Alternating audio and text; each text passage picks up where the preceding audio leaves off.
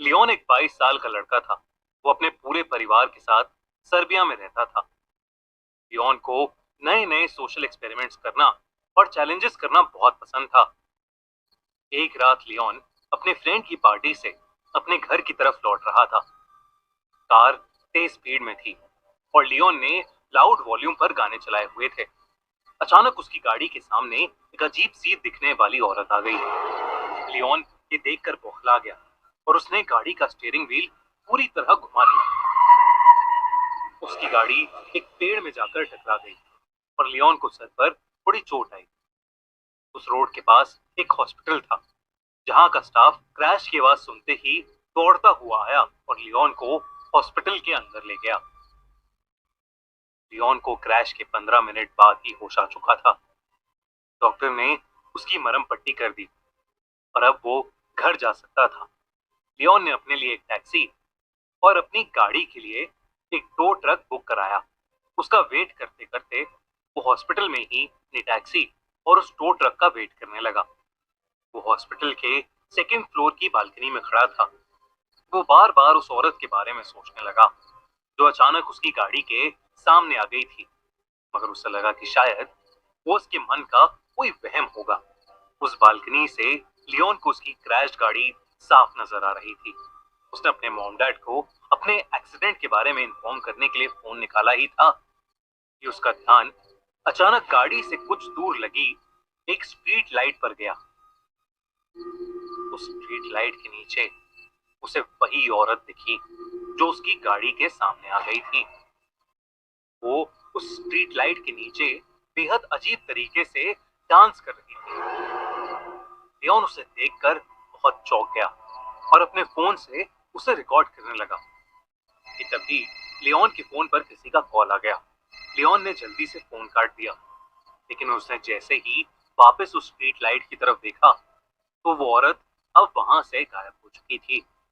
उसके फोन की रिकॉर्डिंग भी अपने आप बंद हो गई। जब उसने अपनी फोन गैलरी चेक करी तो उसमें वो वीडियो थी ही नहीं। लियोन ये देखकर थोड़ा घबरा गया।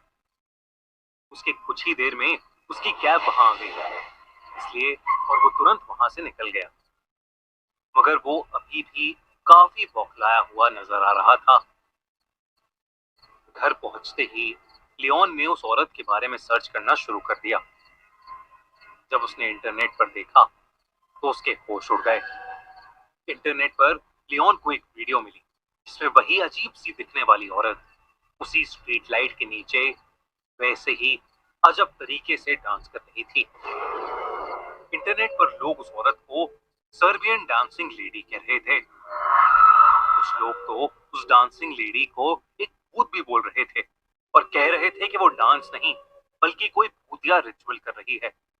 ये सब देखकर लियोन उस औरत में और इंटरेस्टेड हो गया। अगली रात लियोन अपने छोटे भाई निको के साथ कैमरा लेकर उसी जगह चला गया जहां उसे वो औरत दिखी थी। वो दोनों रात के 12 बजे उसी स्ट्रीट लाइट से थोड़ा दूर जाकर छुप गए और कैमरा निकालकर उस औरत का वेट करने लगे। बहुत देर हो गई मगर वहां कुछ भी अलग नहीं हुआ। लियोन ने सोचा कि शायद वो औरत कोई मेंटली अनस्टेबल इंसान होगी। लियोन वहां से जाने ही वाला था कि उसने देखा कि सफेद कपड़ों में वही औरत उस स्ट्रीट लैंप के नीचे आ रही है। उसका चलने का ढंग बेहद अजीब था। बहुत ही अटपटी चाल थी उसकी। जैसे ही लियोन ने उस औरत को देखा उसने कैमरा में रिकॉर्डिंग शुरू कर दी। वो औरत उस स्ट्रीट लैंप से नीचे आई और दोबारा वैसे ही अब नॉर्मल तरीके से डांस करने लगी। इस बार लियोन ने देखा कि उस औरत ने अपने हाथ में एक चाकू भी पकड़ रखा है। उस औरत के बाल उसका चेहरा ढक रहे थे और इसलिए लियोन उसका पूरा चेहरा ढंग से नहीं देख पा रहा था। अचानक ही वो औरत डांस करते करते रुक गई और देखते ही देखते उस औरत की हड्डियां चटकने लगी और उसके हाथ और पैर अजीब तरीके से मुड़ने लगे। तभी उस औरत ने अपना चेहरा लियोन की तरफ किया और वो उसे देखते ही जोरों से हंसने लगी। उस औरत का चेहरा डिसफॉर्म और बेहद डरावना था। वो अब धीरे धीरे लियोन और निको की तरफ चलकर आ रही थी। लियोन और निको ये सब देखकर बहुत डर गए। वो फौरन अपनी कार की तरफ भागे। जैसे ही लियोन अपनी कार के पास पहुंचा तो उसने देखा कि निको उसके साथ नहीं है। लियोन ने नजर घुमाई तो उसने देखा कि निको उस डांसिंग लेडी के पास खड़ा था।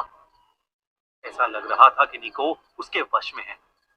लियोन ने निको को जोर से आवाज लगाई और निको मानो वापस होश में आ गया हो। निको जल्दी से वापस कार की तरफ भागा और लियोन और निको दोनों कार में बैठकर वहां से निकलने लगे। जब लियोन ने आसपास देखा तो वो डांसिंग लेडी कहीं नहीं थी। लेकिन फिर अचानक ही वो लियोन की कार के सामने आ गई। उसे देखकर लियोन की रूह कांप गई। लेकिन लियोन ने अपनी कार नहीं रोकी। लियोन की कार उस डांसिंग लेडी के आर पार हो गई। और जब लियोन ने अपने रियर व्यू मिरर से पीछे देखा तो वो डांसिंग लेडी उस रोड पर खड़ी लियोन को ही घूर रही थी। और फिर अचानक वो हवा में कहीं गायब हो गई।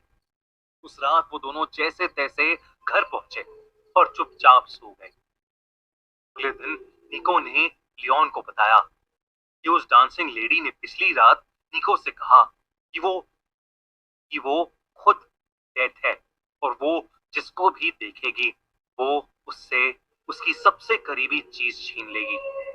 इस इंसिडेंट के कुछ ही दिनों में कुछ ऐसा हुआ जिसने लियोन और निको की जिंदगी हमेशा हमेशा के लिए बदल दी। एक रात लियोन और निको की माँ एक्सीडेंट में मारी गई। उसका एक्सीडेंट भी उसी स्ट्रीट लैम्प के नीचे हुआ था जहां लियोन ने उस डांसिंग लेडी को देखा था। कभी कभी तो उस दिन के बाद से लियोन और निको को अक्सर उस डांसिंग लेडी के सपने आते हैं। बल्कि निको की हालत तो इतनी खराब हो गई कि वो कभी कभी रात में अपने घर से निकलकर बाहर सड़क पर उसी डांसिंग लेडी की तरह वैसा ही अजीब डांस करने लगता है।